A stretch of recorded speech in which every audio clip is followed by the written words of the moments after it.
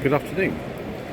Today is the 8th of November and this is part 6 of the slightly Shambolic shuffle around the 2024 NEC Classic Motor Show. I do apologise in advance if I get things wrong. It's happened a lot so far. If I fall over, if I get interrupted by announcements, I'm afraid that's just the way that it goes on this channel.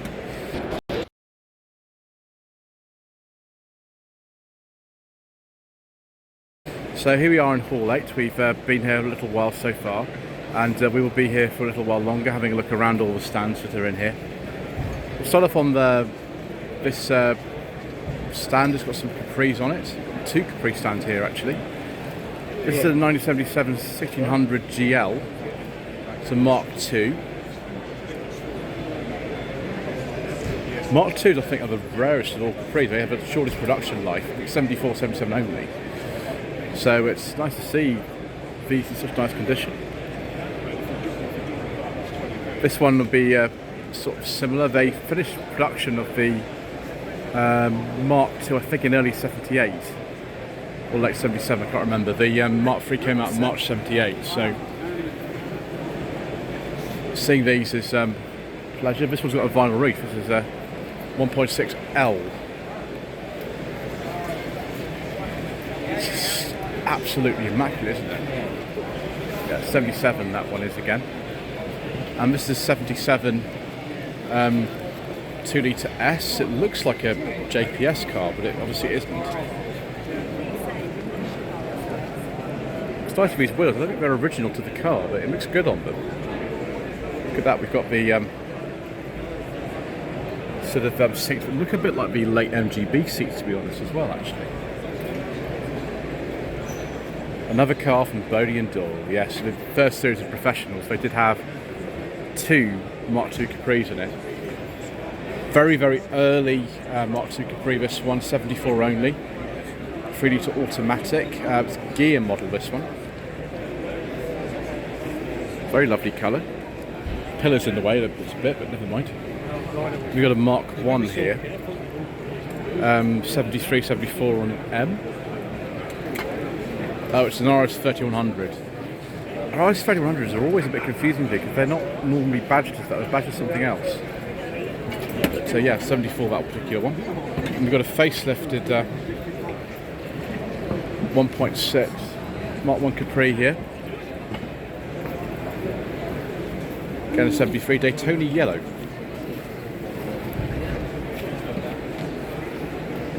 Very, very 70s vinyl roof, of course, as well. It's a XL, that one. Another Piranha, of course. Why not? 72, 5-litre, Windsor small block V8. Excellent. Looks really good in this colour combination. Got the rear louvers on it, of course. All the Piranhas had these. Basil Green motors. See the practicality straight away that came with the Capri 274 with this big opening hatchback. Yeah, so it's an RS3100, but the badge is a GT. You have a little ducktail spoiler. Excellent. So I'm looking at some more Capri's views. We'll just go over here to the CPR International Mansfield branch, I think it is. You always do this, and it's always a very, very good stand. The amount of money they must spend just putting it kind of together is crazy. Yeah. So you've got a Mark III police car here. It's a 2-litre Laser from 1985 that's been restored as a tribute to the Greater Manchester police cars that were used. Then we've got this lovely Mark II here. This is in the thumbnail. Forget if this is solar or Oyster Gold now. They're very, very similar colours. I always forget which one it is. It's Oyster Gold. This one is 77 1600 GL. And we've got a Mark III S here. This is a 2-litre S. It's a 1982. By this point, the 3-litre S has been discontinued. That looks good, doesn't it, though? Such great looking cars. Another Mark II here. This is a 2-litre GL from 1976, an Arizona Gold. I think it's similar to the car used in the professionals. It was a 3-litre gear auto. I think it was a 77, that one. I think also an Arizona Gold from memory. It's used in the sort of late Series 1 episodes. Can't get to that green one there actually, so I'll have to go this way. Can't. The stand's all closed off, so we have to just look at it from a distance there. But that is another RS 3100, I think there. Right. Okay. Let's move on to the next stand. It's not all Ford in here though. We have this van here, which is actually Chevy. This has been done up recently as a tribute to Terminator 2 Judgment Day. There is Arnold Schwarzenegger on the Panky autofocus on the motorcycle, Robert Patrick, and then we've got various sort of incidents in the film there. One of the greatest ones of all time, of course, that particular one. Recently been done, we've got all sorts of Terminator skulls and things in there. Chevy Astrovan, I think these are called. This is a sort of 95-96 with lots and lots of pink flamingos in it. Is that reference to the film that was made in the 70s or something? I don't know. And we've got a 72-73 Chevy van from Texas. Texas Twister.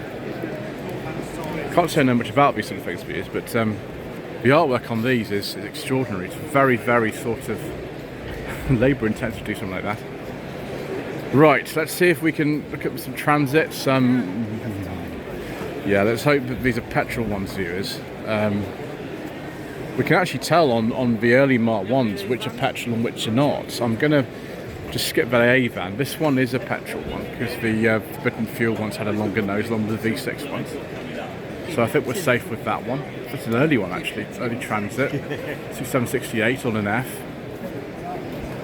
This one's been sort of done up quite a lot. You can actually go on here on a tablet and buy stuff on eBay. Interesting. Yeah. 1975 Mark 1 with a big pop top on there. That one we're going to skip, viewers, and we shall move on to the next stand. Transits in transit. So Trimoco Chelmsford. This Escort RS Cosworth. 93-94 registration. Big turbo. Yeah. Not got an airbag yet, so it's not one of the later cars. We'll go round these other Escorts first, and we'll come back to the Cosies in a bit. Ooh, is this an X-Pack Escort or something? With wide arches on this. It looks like an RS 2000. I'll have a look at the back of that in a second. More standard looking RS 2000 here, of course. Very late car, and been 1980 only, this particular one. So let's have a look. Lots and lots and lots of RS 2000 Mark IIs. Very, very nice. So there's the one of the flared arches and things going on there. 78, 79 on a T. 7980 on a V. Both of them are actually. Got some mirror action going on. Look at the bottom of there. They're very, very clean indeed. In my dreams, viewers, I will have a go in an RS 2000 Mark II at some point in my life. I'll pretend I'm Martin Shaw, but I don't think that will happen anytime soon, perhaps. But you know, we can dream, can't we? I did have a go in a Capri in 2020, so you know, things do happen, don't they? RS 500 Sierra Cosworth hatch in Moonstone Blue. Yeah, we better not touch this, viewers, because it'd be probably worth about £400,000, won't it, or something like that. So we'll be very careful. It's the best thing, isn't it? Then we've got racing version here, Texaco livery, Garrett Turbo, Steve Soper, yes, good old Steve Soper.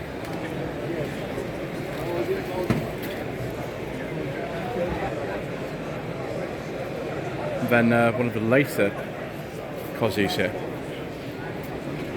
This one's been chopped up for some reason. I imagine this is like an engineering prototype or something. Excellent. Wonder how you actually move that around. I presume it runs and drives and things. We've got like motorcraft stickers on the coolant reservoir there. Fantastic. Right, some more Escort Cosworth action. Monte, is that like a special edition to these or something? It's one of the later ones of the airbag, so 93, 94 or later perhaps.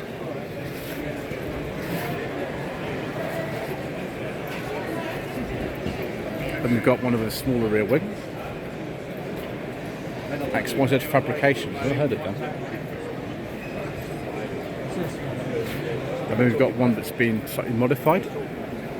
Track use. I wonder if this one is very late. Well, the number plate's still on that, so I don't know. Big alloy wheel mounted in the back there. Presumably that's the only place you could put them. Excellent. We'll move on to some more 1990s Fords over here by having a look at some probes. Nothing in common really between that and the Cosworth. These were based on the Mazda MX-6, of course, which was made in Flat Rock, Michigan. So you've got a 2 litre or 3 litre probe. This one to me looks like the more basic one. It's a 2 litre 4-cylinder. Yeah, there you go, 16 valve. We've got a little friend in the back there. I think you could only just get 2 specifications for 2 litre and 3 litre. That one would be early. Well, I think they came out in 94, and that is, yeah, it would be not a 93. It did come out in 93, 94. I think it's a 94. Somebody give me a comment section below will know. 30 years, yeah, it must be 94 then. Another 16 valves, so a 2 litre engine. Little friend in there who's strapped in and ready for the ride. This is a 97, so a relatively late one.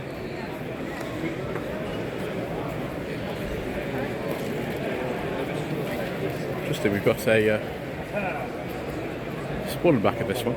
So one of the very last was in 1997. It wasn't a big success for Ford, unfortunately. Personal plate, I think this might well be the 3 litre model. We'll look on the back in a moment.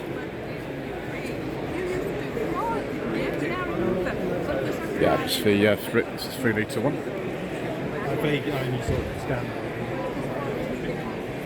So this one.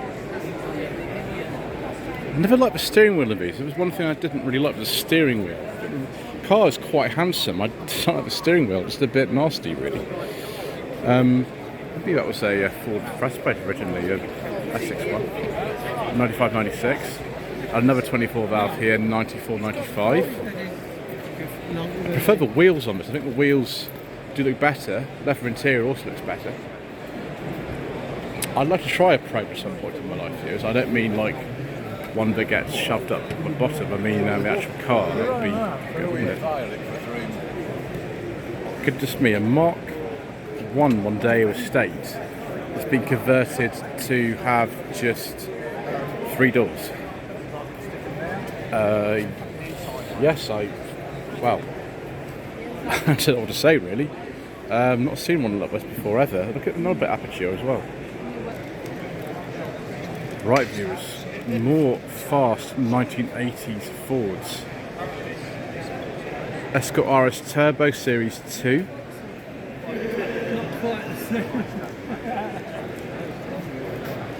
Very nice. And then a Mark 5 Escort Cabriolet with the 1.8 Z-Tech R engine, 130 PS, it says there, 91, 92. And then another Mark 4 Escort. There's XR3i, 89 to 90, that's its personal plate. Interesting sort of neon coloured lights there. So, Mark II Focus RS. I can't remember the name of this colour now, I forget. That just looked interesting reviews, I must say. The 2010 Ultimate Green. 508 miles from new. 508. And then we've got this rare old thing. Now, from memory, this nose in this country is only on the RS 2000, but in other places you can get it on other cars. So if I look at the back of this, it could just be an RS 2000, just some very, very basic wheels on it. Yeah, maybe that's how you ordered your car. You didn't opt for yellow wheels, you put some standard ones on there. So there we go. Interesting colours, a beige colour. That's 7980 plate. Same as this red one here, which is again looking rather fine. You can see the boot floor there. But I do prefer it, of course, with these wheels like the one of the professionals. In 1979, that car. And then a Series 1 RS Turbo. Very similar to the one used by Leslie Ash in Cat's Eyes, actually. It was a white one like this in the second series. This would be in 1985 or 86. And then Mark 1 Focus RS. I think they're all this colour as far as I remember. That's looking particularly shiny. So the AVO club standards here. AVO stood for, I think, Advanced Vehicle Operations, as far as I remember. Got a very special looking Mark 1 Escort here awaiting some restoration. What model this is? Someone's just having a look to see what the arches are like. So look at this Capri first. This would be an RS 100, won't it? Undoubtedly. There we go. Someone actually put a little sticker on there to help me out. So I tend to get that wrong and I get told off. 73, 74, and then this thing, the same sort of age, but this has been away for a while, hasn't it? It's been hidden away somewhere. RS 1600, 1974. Last on the last used on the road in 1983. So that's going to take a little bit to put it back together, but you know that'll be worth it considering you know what Mark 1 Escort 2 doors are worth. Then we've got some Mark 1 Focus RSs. That one looks very standard.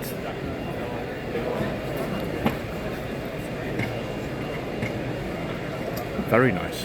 And the sort of pictures of Colin McRae type ones here.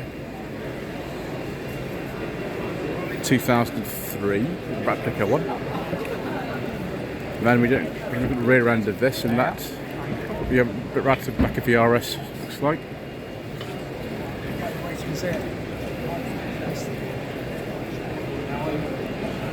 Then some racing Pumas. And there is Colin McRae. Great chap. Racing Puma. This came out in 2001 or something. Could be wrong. I think it's around then. Again, they're all in this colour.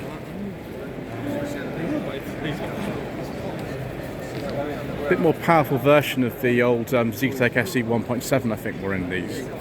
From memory. Could be wrong. I think it was one of those. Yeah. Then more Mark 1 Escort action. A Mexico. I've seen them, yeah. 600 GT Mexico. Well, is that the same thing? 71, 72 registration. And then another RS 2000. Very late one, 74, 75 registration. Oh, I understand. I like that colour combination to use, that's good. Move on to the next section here. We'll look at some Cortina Crayfords. Because why not? We've got a couple here. 2-door, 68, 69 on G, the Lotus version. Right, you could get a Lotus version of the Crayford convertible. Fabulous. There's a more standard one over here. Again, same sort of era, 68, 69 on a G. It's also a Lotus one. I thought the Lotus ones are all sort of white, but clearly not, because here's a black one. Excellent. Then modified Anglia with a twin cam engine. Very, very late Anglia actually. 67 only. Just drop a Lotus engine in it because, you know, why not? 1968. And then a Anglia RIC one, this stage with Thames moniker had been dropped from these. Let's say 67 RIC then. 64 Anglia 105E saloon modified with some silverware there. Another modified Anglia saloon 1960. And then in Anglia Estate used by Anglia TV, very, very appropriate. 66. Anglia Estates look nothing like these saloons at all. They don't have anywhere like the same rear end. You think it's a pretty different car if you didn't know. Seafoam blue, apparently that was. Gosh, it's busy in here, viewers. Let's continue down here. Mark 1 Cortina Owners Club. Right, excellent. 1964 Consul Cortina, so before the facelift had occurred, I think October 64 that was. So it's 60 years old. It's very good for it, isn't it? And look at the interior, wow. I wonder if someone paid extra for the seatbelts, because they weren't standard in a lot of cars in 1964. 4 years of hard work, yeah, I can understand that. 1965 facelift Cortina. Got the airflow ventilation, you can see that in the pillars at the back there. Very nice. Got some with RS 2000 wheels on this. 64 Cortina Deluxe. Look at these stalks on the right hand side of the steering wheel. We've got some engine modification going on here as well, so it's a little bit faster than it would have been. I think standard Cortina when it came out was a 1.2 engine from memory. Not that I'm an expert particularly in it. 228,000 mile, 1966. Mark 1 Cortina 4-door deluxe. Excellent. That's actually a 1200, that one as well. Looks like it's in rather nice condition considering all the miles it's done. We can get a little bottle. I wonder how you get that inside the bottle. Anyway, let's not think about that too much because it will mess with my head. So we're going to have a look at some much older Fords here. Old Prefect.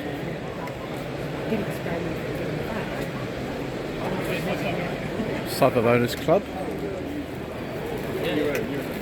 That's a very, very old Ford pickup, isn't it? Doesn't say exactly what year that is, but well, let's get tax this in there. It's a 55, so this will be presumably like a 54 or something. Look at the tyres on this. It was designed for off-road or something. Big treads on those. Ooh, and a Prefect from, I don't know, some point in the late 40s, early 50s. Running in, please pass. So you remember though.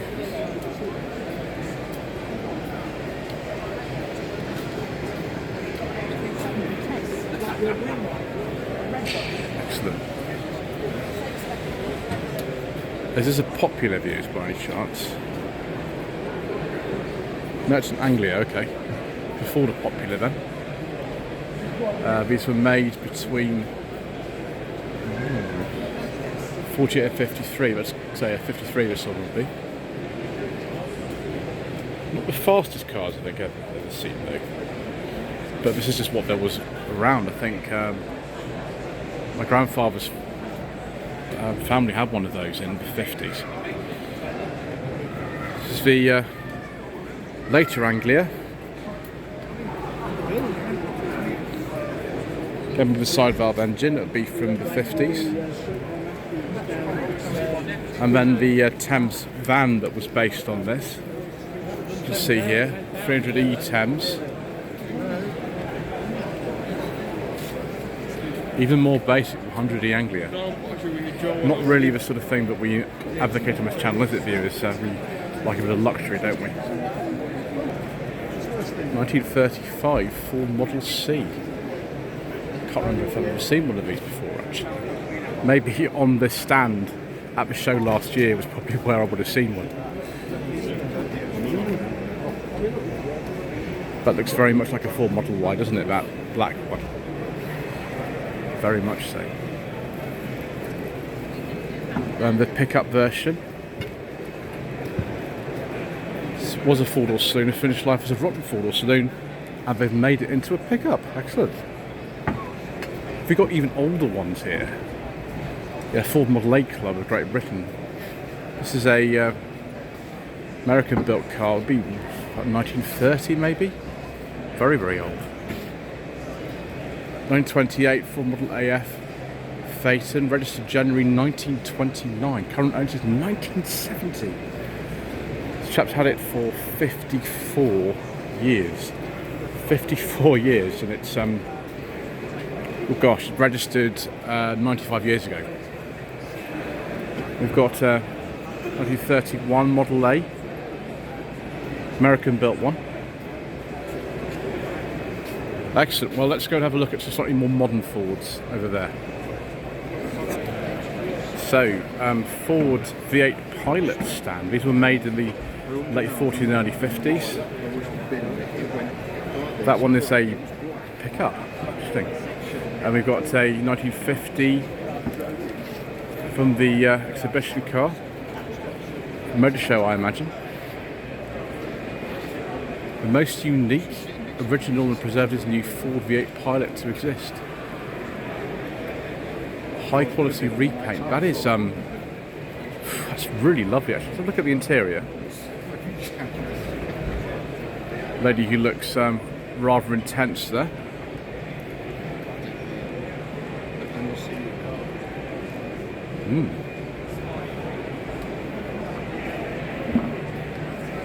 Oh, we've got some of the faster Fords here, the Ford100E.com stand. 1958 Ford Anglia drag car. And then a rather more standard one, 56 Ford Prefect.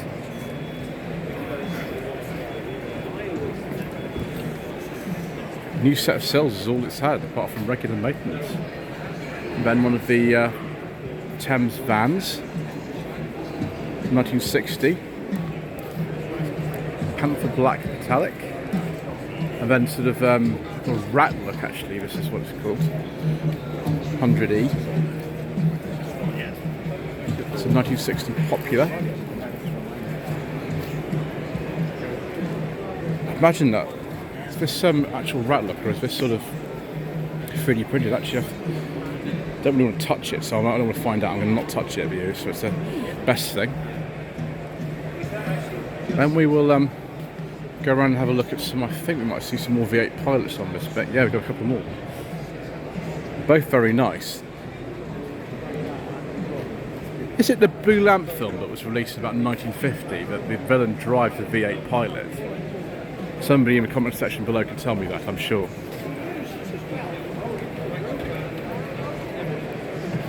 Slightly newer cars. These are the things that actually replace the V8 Pilots, the first generation Zephyrs.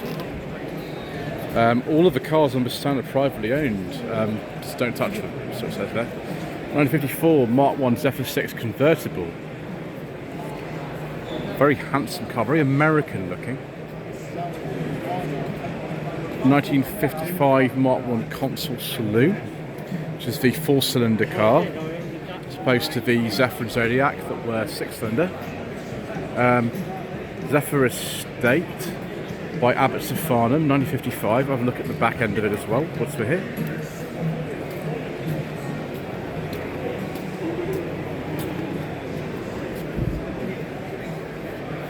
There we go. The last surviving original Abbott Stefanum estate left in Britain. Wow. Better not touch that, viewers. Zephyr 6 convertible that's been lowered a bit. Excellent. Right, I think that's it for this part. Thank you ever so much indeed once again for watching. Please don't forget to subscribe to the channel, like this video, leave a comment below. We shall see you again in the next part for some more incorrect information.